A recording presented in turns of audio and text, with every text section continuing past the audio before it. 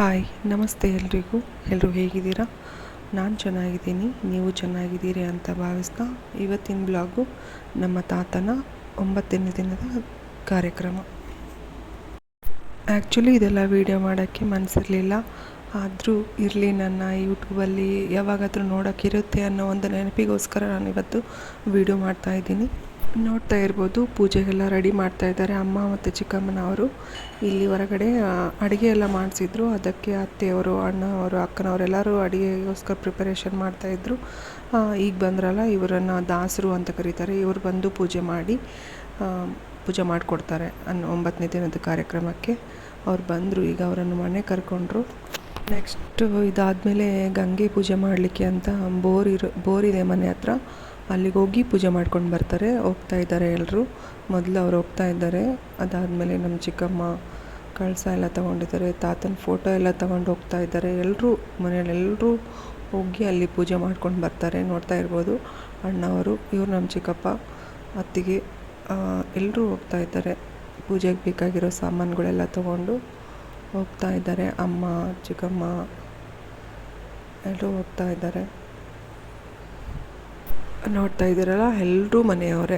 ಅಮ್ಮ, ಚಿಕ್ಕಮ್ಮ, ಅಣ್ಣನ ಹೆಂಡ್ತಿಯವರು, ಎಲ್ಲರೂ, ಅತ್ತಿಗೆಯವರು, ಅಜ್ಜಿ ಎಲ್ಲರೂ ಹೋಗ್ತಾ ಇದ್ದಾರೆ. ತುಂಬ ದೊಡ್ಡ ಫ್ಯಾಮಿಲಿ ನಮ್ಮದು.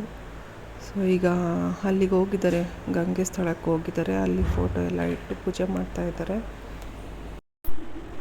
ನೋಡ್ತಾ ಇರ್ಬೋದು ಪೂಜೆ ಮಾಡೋದನ್ನು. ಆ್ಯಕ್ಚುಲಿ ಒಂಥರ ಬೇಜಾರು. ತುಂಬಾ ಗಟ್ಟಿಯಾಗಿದ್ದರು ತಾತ. ಇನ್ನೂ ಒಂದು 10-15 ಇಯರ್ಸ್ ಚೆನ್ನಾಗೇ ಇರ್ತಿದ್ರು. ಏನೋ ನಮ್ಮಿಂದ ದೂರ ಆದರು. 85 ಇಯರ್ಸ್ ನಮ್ಮ ತಾತನಿಗೆ. ಅದೊಂದು ರೀತಿ ಅಷ್ಟಾದರೂ ಬದುಕಿದಾರಲ್ಲ ಅಂತನೋ ಒಂದು ಖುಷಿನೂ ಇದೆ ನನಗೆ. ಈಗ ನಾವೆಲ್ಲ ಅದರಲ್ಲಿ ಅರ್ಧದಷ್ಟು ಕೂಡ ಬದುಕೋಕ್ಕೆ ಆಗಲ್ಲ ಮೇ ಬಿ. ನೋಡ್ತಾ ಇರ್ಬೋದು, ಈಗ ಪೂಜೆ ಮಾಡ್ತಾ ಇದ್ದಾರೆ. ಇವರೇ ದಾಸರ ಅಂತಂತ ಹೇಳ್ದಲ್ಲ, ಅಲ್ಲಿ ಎಲ್ಲ ಫೋಟೋಗಳಿಟ್ಟು ಹೂವೆಲ್ಲ ಹಾಕಿ ಕುಂಕುಮ ಎಲ್ಲ ಹಚ್ಚಿ ತಾತ ಅವರಿಗೆ ಬಟ್ಟೆ ತಂದಿರ್ತಾರೆ, ಅದನ್ನೆಲ್ಲ ಬಟ್ಟೆಗಳನ್ನು ಏರಿಸಿ ಪೂಜೆ ಮಾಡ್ತಾ ಇದ್ದಾರೆ. ಫ್ಯಾಮಿಲಿಯಲ್ಲಿರುವಂತಹ ಅಣ್ಣ ತಮ್ಮಂದಿರು ಎಲ್ಲರೂ ಬಂದಿದ್ದರು. ಹೆಂಗೆ ಅಂದರೆ ನಮ್ಮ ತಾತ ಎಲ್ರಿಗೂ ಬೇಕಾಗಿದ್ದರು. ತಾತ ಆಗಿರ್ಬೋದು, ಅಪ್ಪ ಆಗಿರ್ಬೋದು, ಚಿಕ್ಕಪ್ಪನವ್ರಾಗಿರ್ಬೋದು, ಎಲ್ರಿಗೂ ಬೇಕಾಗಿದ್ದವರು ಆಗಿದ್ದರು. ಹಂಗಾಗಿ ಅಣ್ಣ ತಮ್ಮರೆಲ್ಲರೂ ಮನೆಯಲ್ಲಿ ಬಂದಿದ್ದರು. ತುಂಬ ಚೆನ್ನಾಗಾಯಿತು ಇದು ಒಂದು ಕಾರ್ಯಕ್ರಮ. ಎಲ್ರಿಗೂ ಖುಷಿನೂ ಆಯಿತು. ಅಲ್ಲೊಂದು ಪೂಜೆ ಪ್ರೊಸೆಸ್ ತುಂಬ ಇದೆ. ಅದು ಮೇ ಬಿ 1 hour ಎಲ್ಲ ಆಯಿತು ಪೂಜೆ ಮಾಡಲಿಕ್ಕೆ. ಸೊ ಬಿಸಿಲು ಹಂಗೆ ಸುಡ್ತಾಯಿತ್ತು. ಎಲ್ಲರೂ ವೆಯ್ಟ್ ಮಾಡ್ತಾನೇ ಇದ್ದರು ಪೂಜೆಗೋಸ್ಕರ. ಇನ್ನೇನಾಯಿತು, ಪೂಜೆ ಮಾಡ್ತಾಯಿದ್ದಾರೆ. ಪೂಜೆ ಎಲ್ಲ ಆದಮೇಲೆ ಇವರು ದಾಸರು ಶಂಖ ಓದ್ತಾ ಇದ್ದಾರೆ, ಕೇಳಿ. ನೀರು ಹಾಕೊಂಡಾಗ